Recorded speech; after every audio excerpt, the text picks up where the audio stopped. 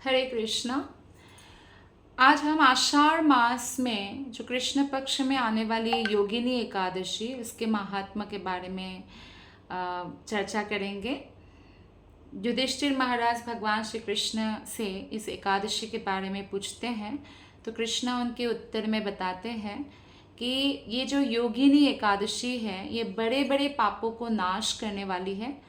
संसार सागर में डूबे हुए प्राणियों के लिए ये सनातन नौका के समान है। जैसे हमारा जो ये संसार है इसको भव सागर कहा गया है, क्योंकि यहाँ पे लोग बार बार जन्म लेते हैं, मरते रहते हैं और जन्म मृत्यु के चक्र से जो मुक्त होना चाहते हैं उनको योग एकादशी पालन करना चाहिए। तो तीनों लोकों में यह योगिनी एकादशी सारभूत व्रत है। यहाँ पे कथा भगवान श्री कृष्ण बताते हैं, पद्म पुराण में इसका उल्लेख है कि अलकापुरी में राजाधिराज कुबेर रहते हैं। कुबेर को हम जानते हैं कि वो जो है धन के देवता है। वे हमेशा भगवान शिव जी के भक्ति में तत्पर रहते हैं। उनका एक यक्ष सेवक था हेममाली नामक, जो रोज पूजा के लिए फूल चुनकर लाया करता था और जिस फूल से कुबेर देव भगवान शिव जी की पूजा किया करते थे। हेममाली का जो पत्नी थी विशालाक्षी, विशाल अक्षी, अक्षी मतलब नैन आँख, और विशाल हो तो बहुत सुंदरी थी वो, और उसके प्रति हेममाली बहुत आसक्त था। तो जब फूल लेने के लिए उस दिन वो गए तो काम पास से, काम भावना से आबद्ध होकर वो उस दिन मानसरोवर में जब फूल लेकर आ रहे थे तो घर में चला गया और घर में ही रुक गया और पत्नी के साथ प्रेम का रसास्वादन करने लगा। तो इसलिए कुबेर के भवन में वो नहीं पहुंच सके। तो कुबेर मंदिर में भगवान शिव जी की पूजा करने के लिए बैठे हुए हैं और शिव जी का पूजा कर रहे हैं और दोपहर तक उन्होंने फूल आने की प्रतीक्षा की कि हेममाली कहीं फंस गया होगा, अभी आएगा। लेकिन जब पूजा का समय व्यतीत हो गया और फिर भी हेममाली नहीं आया तो यक्षराज कुबेर ने क्रोधित होकर, कुपित होकर एक सेवक से पूछा कि हे यक्षो, क्या हुआ? हेममाली आज फूल लेकर क्यों नहीं आए, जरा पता तो करो। तो यक्ष ने कहा, राजन, वो तो अपनी पत्नी के साथ कामना में आसक्त होकर घर में ही रमण कर रहा है। तो ये बात जब सुना, क्योंकि ये उस यक्ष का कर्तव्य था कि वो राजा को फूल ला कर दे, क्योंकि महादेव की पूजा हो रही थी। तो एक प्रकार से उनको बहुत क्रोध आया और फिर हेममाली को बुलाया। हेममाली को तो पहले से ही पता था कि देर हुई है और समय का भान ही नहीं रहा। तो बहुत उसका भय, उसको बहुत भय से व्याकुल हो रहा था और फिर कुबेर के सामने आए। कुबेर को बहुत क्रोध आया, आंखें लाल हो गए और बोले, ओ पापी, ओ दुष्ट, दुराचारी, तूने भगवान की अवहेलना की, इसीलिए कोढ़ से युक्त होकर और अपने जिस प्रियतमा के प्रति तू इतना आसक्त है उससे तू वियुक्त होकर इस स्थान से भ्रष्ट होकर अन्यत्र चला जा, मतलब उस जगह पे वो नहीं रह पाएगा, ऐसा श्राप मिला। तो उसका फिर तुरंत कोड़ों से सारा शरीर पीड़ित हो गया। कोड़ मतलब कुष्ठ रोग लग जाना, पूरा शरीर गलना जिसको कहते हैं। परंतु शिव की पूजा के प्रभाव से उसकी स्मरण शक्ति लुप्त नहीं हुई। स्मरण शक्ति बने रहना ऐसी अवस्था में बहुत मुश्किल है, पर भगवान शिव जी की कृपा से ऐसा नहीं हुई, क्योंकि अब तक तो हमेशा ही पूजा के लिए फूल लाकर देते थे भगवान शिव जी के लिए। पर इस पाप से कि एक दिन वो भगवान की सेवा के लिए ऐसे देर हो गया और वो भी काम आसक्त होकर उसने देर किया, तो इसलिए जो है उस पाप के पाप कार्य के बारे में उसको हमेशा याद रहा कि मैंने ऐसा किया और इसीलिए मुझे ये शरीर प्राप्त हुई। तो इधर उधर घूमते रहे वो और पर्वतों में जो श्रेष्ठ है मेरुगिरी के शिखर पर पहुंच गया। तो वहाँ देखा कि तपस्या में मग्न है मुनिवर मार्केंडेय। मार्केंडेय महान ऋषि है जिन्होंने साक्षात भगवान का दर्शन किया है।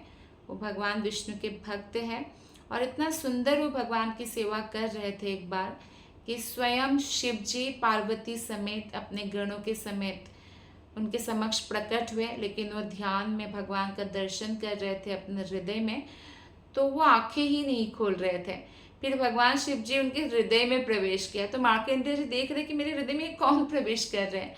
फिर आंखें खोलते और जब साक्षात महादेव को देखते हैं, पार्वती जी को देखते हैं, तो प्रणाम करते हैं, उनका आदर करते हैं। और शिव पार्वती बोलते हैं कि हमारा दर्शन दुर्लभ है और व्यर्थ नहीं जाता, तो आप हमसे कुछ वर मांगिए।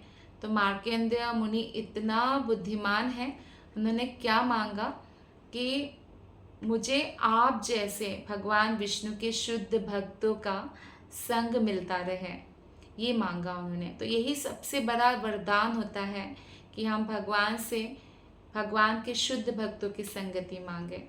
तो वही मार्कंडेय ऋषि के पास हेममाली पहुंच गया और फिर भगवान, क्योंकि भगवान की कृपा से तो उसको पाप क्या किया था उसको याद था, तो उसने दूर से, पास से नहीं, क्योंकि शरीर पूरा कुष्ठ रोग से पीड़ित था, तो दूर से मुनि को प्रणाम किया। मुनीश्वर मार्कंडेय तो ऐसे ही दयालु हैं और भय से कांपते हुए उस यक्ष को देखकर उसको पास बुलाया, निकट बुलाया कि पास आओ, तुम्हें कोढ़ के रोग ने कैसे दबा लिया, तुम इतने निंदनीय क्यों लग रहे हो, क्या किया तुमने। तो उन्होंने पूरा अपना इंट्रोडक्शन दिया और बोला कि मैं हेममाली हूँ और स्त्री के साथ रमन करने के चक्कर में मैंने शिव जी की पूजा के लिए जो फूल हो मैंने जाने में लेट कर दिया, और इसीलिए राजा यानी कुबेर देव ने मुझे क्या किया, श्राप दिया है। तो बोला कि इस समय किसी शुभ कर्म के प्रभाव से मुझे आपका दर्शन हो रहा है मार्कंडेय ऋषि, तो मुझे आपके आने का, निकट आने का मौका मिला है। संतों का जो चित्त है हमेशा परोपकार में लगा रहता है, यह जानकर मुझ अपराधी को कर्तव्य का उपदेश दीजिए, मैं क्या करूं। तो मार्कंडेय ऋषि उनकी बातों से प्रसन्न हुए, क्योंकि वो सत्य बोल रहा था, कुछ भी छुपाया नहीं, और कहा कि तुमने सत्य बात कही है। और मार्कंडेय ऋषि तो इतने पावरफुल है, अगर कोई झूठ भी बोले तो उसका पूरा हिस्ट्री वो देख सकते हैं, त्रिकालज्ञ पुरुष है। तो उन्होंने देखा कि इसके हृदय में सचमुच पश्चाताप है अपने कर्मों के कारण और असत्य भाषण नहीं किया। तो इसलिए मार्कंडेय ऋषि ने कहा कि मैं तुम्हें कल्याणप्रद उपदेश करता हूँ, तुम आषाढ़ के कृष्ण पक्ष में योगिनी एकादशी का व्रत करो और इस व्रत के पुण्य से तुम्हारा कोढ़ निश्चय ही दूर हो जाएगा। तो भगवान श्री कृष्ण कहते हैं कि ऋषि की वचन सुनकर हेममाली दंडवत उनको प्रणाम करते, दंड की तरह गिरकर, और फिर मुनि उनको उठाते हैं। और इससे बहुत हर्ष होता है, क्योंकि ऐसे कोड़ों से भरा शरीर कौन स्पर्श करेंगे, लेकिन मुनि की स्पर्श से भी हम पवित्र होते हैं और भक्तों के दर्शन से भी हम पवित्र होते हैं। तो मार्कंडेय जी के उपदेश से उसने योगिनी एकादशी का व्रत किया, जिससे उसके शरीर का सारा कोढ़ दूर हो गया। और मुनि की कथन अनुसार इस उत्तम व्रत को करने से वो पूरी तरह सुखी हो गया। तो इस तरह से योगिनी का व्रत जो भी करता है उसको 88,000 ब्राह्मणों को भोजन कराने का फल मिलता है। और साथ ही साथ जो है ये महान पापों को भी शांत कराने वाली एकादशी है, महान पुण्यदायिनी एकादशी है, और इसके विषय में पढ़ने और सुनने से ही हम समस्त पापों से मुक्त हो जाते हैं। तो आइए अब जानते हैं आषाढ़ मास में शुक्ल पक्ष की शयनी एकादशी का महात्म्य, जिसमें देव शयनी एकादशी भी कहते हैं, जिसमें भगवान विष्णु शयन करते हैं ऐसा कहा जाता है। तो आषाढ़ शुक्ल पक्ष की एकादशी के बारे में भगवान श्री कृष्ण युधिष्ठिर महाराज के पूछने पर बताते हैं कि शयनी एकादशी के दिन जिन्होंने कमल पुष्प से कमल लोचन भगवान विष्णु का पूजन करते हैं, यानी कमल का पुष्प अगर चढ़ाए तो उन्होंने तीनों लोकों और तीनों सनातन देवताओं का पूजन कर लिया है, यानी सबकी पूजन हो जाता है, क्योंकि भगवान विष्णु ही सबका मूल है। और जब हम विष्णु कृष्ण राम की आराधना करते हैं सबकी पूजा हो जाती है। हरि शयनी या देव शयनी जो भी इसका नाम से बुलाते हैं व्यक्ति, इस एकादशी के दिन मेरा एक स्वरूप राजा बलि के यहाँ रहता है। भगवान का अनंत स्वरूप है। तो राजा बलि जो प्रहलाद महाराज का पोता है, उन्होंने आत्मा बलिदान, एक प्रकार से आत्मसमर्पण पूरी तरह से भगवान के चरणों में कर दिया था, क्योंकि बलि तो ऐसे असुर वंश से है और उन्होंने स्वर्ग के राजा इंद्र को भी हराकर स्वर्ग प्राप्त कर लिया था। लेकिन वो वापस देने के लिए वामन देव का अवतार लेकर भगवान 3 पग बलि महाराज से मांग कर 3 पग में सब कुछ नाप लेते हैं स्वर्ग तक। तो फिर सब कुछ हो जाता है, 2 पग में ही सब नाप लेते हैं। फिर भगवान बोलते तीसरा पग कहाँ रखो, तुम्हारा तो वचन अपूर्ण रह जाएगा, तुम 3 पग देने के लिए बोले थे। तो बलि महाराज ने कहा कि तीसरा पग मेरे सर पे रखे करके आत्मसमर्पण किया था। तो इसी कारण बलि महाराज की भक्ति के कारण बलि महाराज ने भगवान विष्णु की संतुष्टि के लिए, भगवान विष्णु की आदेश का पालन करने के लिए अपने गुरु का भी त्याग कर दिया था, जिस गुरु ने उनको मना किया था ऐसा करने से कि नहीं इनको दान मत करना, ये तो विष्णु है। तो बलि महाराज कहते हैं जिस विष्णु के एक दर्शन के लिए योगीगण हजारों वर्षों तक, हजारों जन्मों तक तपस्या करते हैं, वो चलकर मेरे आंगन तक आए, मैं उनको सर्वस्व क्यों ना दूं। तो इस तरह से हम देखते हैं ऐसे बहुत महान भक्त हुए जिन्होंने भी हरि की भक्ति करने से मना किया, उन्होंने उनका त्याग कर दिया। फॉर एग्जाम्पल जैसे भरत ने कैकेयी माता का त्याग कर दिया था, विभीषण ने भाई रावण का त्याग कर दिया था, या जितने भी जैसे बलि महाराज ने गुरु का भी त्याग कर दिया था, एक प्रकार से गुरु का अवज्ञा कर दिया था क्योंकि उन्होंने हरि भक्ति के लिए मना किया था। तो इसी कारण बलि महाराज के वहाँ हमेशा भगवान जो है वचन दिया कि तुम सुतल में जाओ और सुतल में सुखपूर्वक रहो और मैं हमेशा तुम्हारा पहरा दूंगा। सोचे भगवान पहरेदार है, तो भगवान कहते मेरा एक रूप तो बलि महाराज के वहाँ रहता है और दूसरा जो है क्षीर सागर में शेष नाग की शैया में शयन करता है जब तक कार्तिक की एकादशी नहीं आ जाती। यानी शयनी एकादशी से कार्तिक एकादशी तक भगवान शयन करते हैं। अतः आषाढ़ शुक्ला एकादशी से लेकर कार्तिक शुक्ला एकादशी तक मनुष्य को भली भांति धर्म का आचरण करना चाहिए। तो जो मनुष्य इस व्रत का अनुष्ठान करता है उसको परम गति अर्थात वैकुंठ धाम प्राप्त होता है और इसी कारण यत्न पूर्वक हर व्यक्ति को एकादशी व्रत करना चाहिए। ऐसा करने वाले पुरुष के पुण्य की गणना चतुर्मुख ब्रह्मा जी भी गणना नहीं कर सकते, ऐसा भगवान ने बताया। और ये जो चातुर्मास से शुरू होता है ये चौमास मतलब 4 मास भगवान सोते हैं, इसमें भक्त लोग व्रत करते हैं। और व्रत कैसे करते हैं, एक एक चीज़ छोड़ देते हैं एक एक महीने में।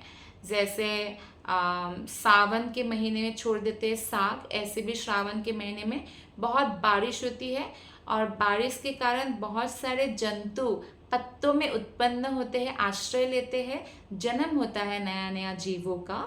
तो अगर साग खाते तो उन जीवों का वध हो जाता है और वो हमारे अंदर जाता है, वो भी अच्छा नहीं है।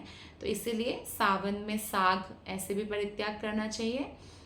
भद्र महीना आता है, भादों में दही नहीं खाना चाहिए।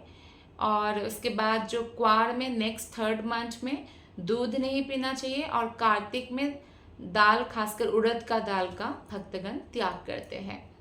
तो इस तरह से चारों महीना भक्तगण ब्रह्मचर्य का पालन करने से और भगवान कृष्ण की भक्ति करने से परम गति को प्राप्त होता है। श्रील प्रभुपाद ने ऐसे ट्रेनिंग दिया है गौड़ीय वैष्णव जो इस्कॉन टेम्पल में ट्रेनिंग लेते हैं भक्ति का, कि एवरी डे ही उनका कृष्ण कॉन्शियस होता है।